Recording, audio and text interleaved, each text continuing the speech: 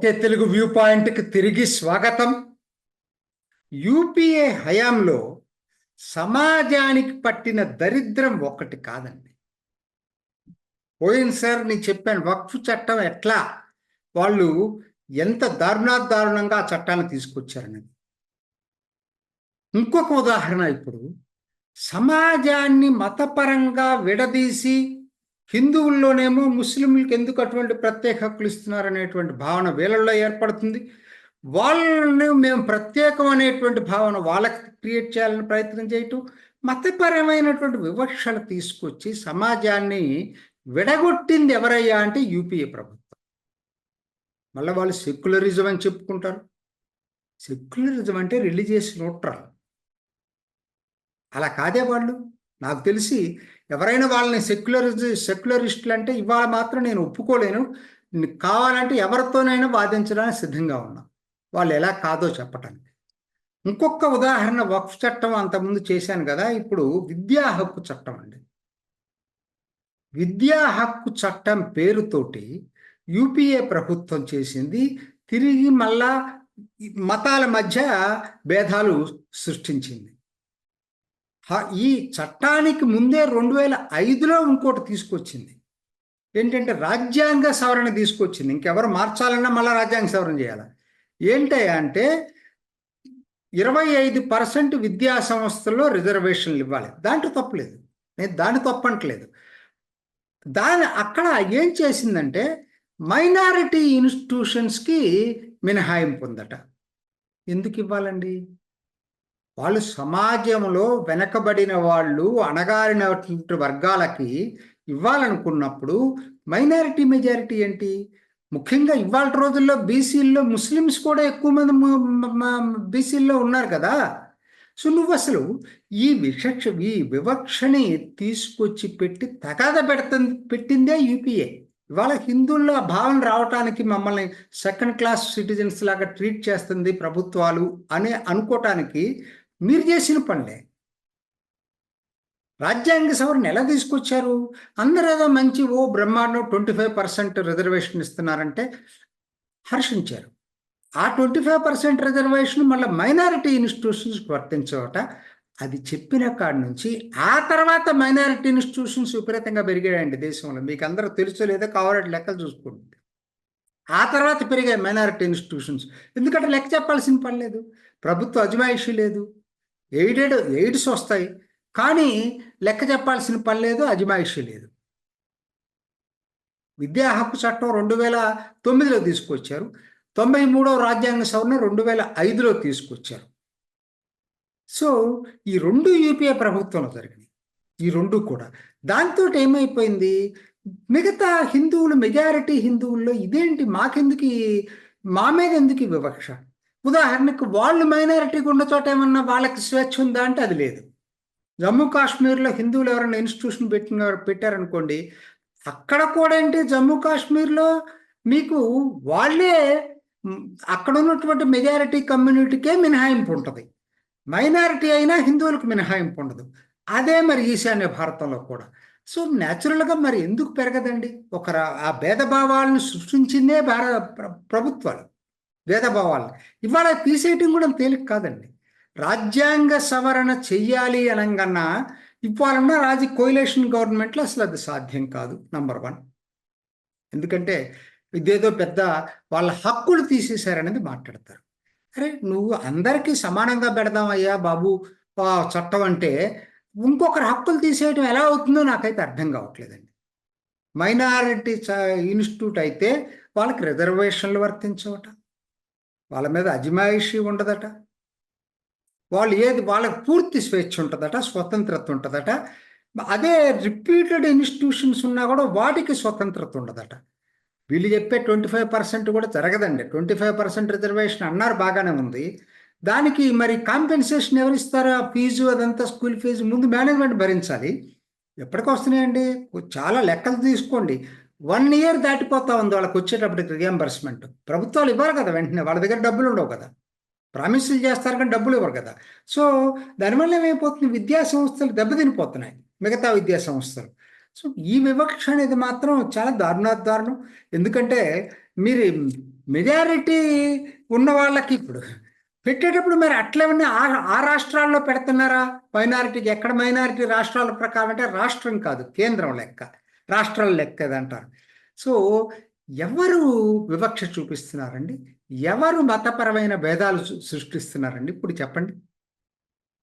భారత ప్రభుత్వ కాంగ్రెస్ పార్టీ దాని మిత్రపక్షాలు కలిసి సెక్యులరిజం పేరుతో ఆడుతున్న నాటకంలో భాగం ఇదంతా. అదెట్ట సెక్యులరిజం అవుతుందండి? అది సెక్యులరిజం ఎటువంటి పరిస్థితులను కాదు. వాళ్ళది మతవాదం. ఒక మతాన్ని పెంచి పోషించడం అనేది తప్పు. ఎవరు చేసినా తప్పేది నా దృష్టిలో. నువ్వు చట్టాలు అనేది ఏంటంటే, సెక్యులరిజం అంటే ఏంటంటే రిలీజియస్ న్యూట్రల్గా ఉండాలి. పౌరులందరికీ ఒకటే చట్టం తీసుకురావాలి. అది లేనటువంటిది. ఈ నిన్నటికి నిన్న ఇంకొక పెద్ద అసలు ఆశ్చర్యకర విషయం ఏంటంటే, బీహార్లో మద్రసా బోర్డులు ఒక రాడికల్ కరికులం పెట్టారండి. ఎవరో చెప్పలా, అది రాజ్యాంగబద్ధ సంస్థ, national commission for protection of child rights. దీని అధ్యక్షుడు చైర్మన్ ప్రియాంక్ కనుంగో. ఆయన పరిశోధనలో బయటపడింది ఏంటంటే, ఆ మద్రసాలు ప్రభుత్వ సహాయం తీసుకుంటాయి అవన్నీ కూడా. ఆ మద్రసాల్లో మీకు మామూలు కరికులం ఎంత దారుణంగా ఉందంటే చాలా రాడికల్గా ఉంది ఇదంతా. మరి ఎవరు అప్రూవ్ చేశారు? ఎందుకు అప్రూవ్ చేశారు? ఏమంటారు? అల్లాని నమ్మన వాళ్ళు కాఫీర్లు, అల్లాని నమ్మన వాళ్ళు ముష్రిక్స్ అంటే ఎక్కువ మంది దేవుళ్ళు నమ్మేవాళ్ళు, పాలిథీస్ట్, ఎక్కువ మంది దేవుళ్ళు నమ్మేవాళ్ళు. వీళ్ళకి ఎటువంటి పరిస్థితుల్లో మోక్షం రాదు. వీళ్ళని దేవుడు కఠినంగా శిక్షిస్తాడు, పర్మనెంట్గా శాశ్వతంగా శిక్షిస్తాడు. ఇవన్నీ ఇంకా ఉన్నాయంట, వాళ్ళు పరిశోధన చేస్తున్నారు. సో ఇవన్నీ ఎలా మరి దీంట్లోకి వచ్చేసినాయి? దీంట్లో పుస్తకాల్లోకి అంటే ప్రభుత్వ ఎయిడెడ్ బుక్స్ ఇదే చేయాల్సిన పని. యూనిసెఫ్ అండి, యూనిసెఫ్ ఇండియా శాఖ వాళ్ళు ఈ కరికులంను అప్రూవ్ చేశారట. వాళ్ళు ఎలా అప్రూవ్ చేస్తారండి? ఓకే, పిసిఆర్ వాళ్ళకు కూడా కంప్లైంట్ పెట్టింది, యుఎన్ఓ ఇండియా విభాగానికి కంప్లైంట్ పెట్టింది. మీ యూనిసెఫ్ ఇటువంటి కరికులం ఎట్లా అప్రూవ్ చేస్తారు? డబ్బులేమో ప్రభుత్వాలే. యూనిసెఫ్ అంటే యుఎన్ఓకి యూనిసెఫ్కి ప్రభుత్వాలు డబ్బులు ఇస్తాయి. ఆ డబ్బులు తీసుకొని రాడికల్ ఇస్లాం ప్రాపగాండా చేయటం ఏంటి? ఆ మద్రసాల్లో మళ్ళా హిందువులు చదువుతున్నారు.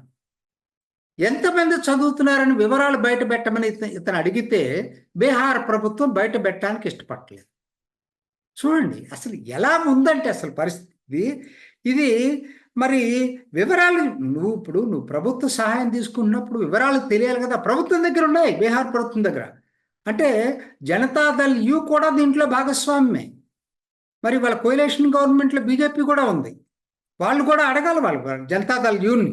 కాబట్టి ఇవాళ జరుగుతున్నది ఏంటంటే సెక్యులరిజం పేరుతోటి మత విభేదాలు సృష్టిస్తుంది వీళ్ళే, మత ద్వేషాలు సృష్టిస్తుంది వీళ్ళే. ఎందుకంటే అఫీషియల్ టెక్స్ట్ బుక్స్ అండి అవి మద్రసాలు. ఆ టెక్స్ట్ బుక్ ఇంకొక విషయం చెప్పడం మర్చిపోయాను, అసలు మీకు అసలైన విషయం. ఈ పుస్తకాలు పబ్లిష్ చేస్తుంది పాకిస్తాన్ ప్రభుత్వం. అవి తీసుకొచ్చి ఇక్కడ మద్రసాల్లో చెప్తున్నారు. ఎలా యూనిసెఫ్ ఆమోదిస్తుంది? ఎలా మద్రసాలు పాకిస్తాన్ పుస్తకాలను తీసుకొచ్చి భారత్లో పిల్లలకి చెప్తారు? అదే అందుట్లో హిందూ పిల్లలను కూడా చేర్చుకుంటున్నారు. వివరాలు గోప్యంగా ఉన్నాయి.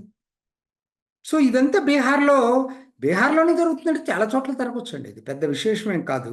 అంటే నా పాయింట్ ఏంటంటే, కరెక్ట్ చేద్దామని మొదలుపెట్టిన విద్యా హక్కు చట్టాన్ని కానీ రాజ్యాంగ 93వ రాజ్యాంగ సవరాన్ని కరెక్ట్ చేసే దమ్ము కూడా ఇవాళ లేదని నేను అనుకుంటున్నా బీజేపీకి. ఇప్పుడున్న ప్రభుత్వం అయితే అసలు టచ్ చేయలేదు. ఒకటి, ఎవరన్నా ఒకవేళ టచ్ చేయాలన్న వాళ్ళని మతవాదులుగా చిత్రిస్తున్నారు, ముస్లిం వ్యతిరేకులుగా చిత్రీకరిస్తున్నారు.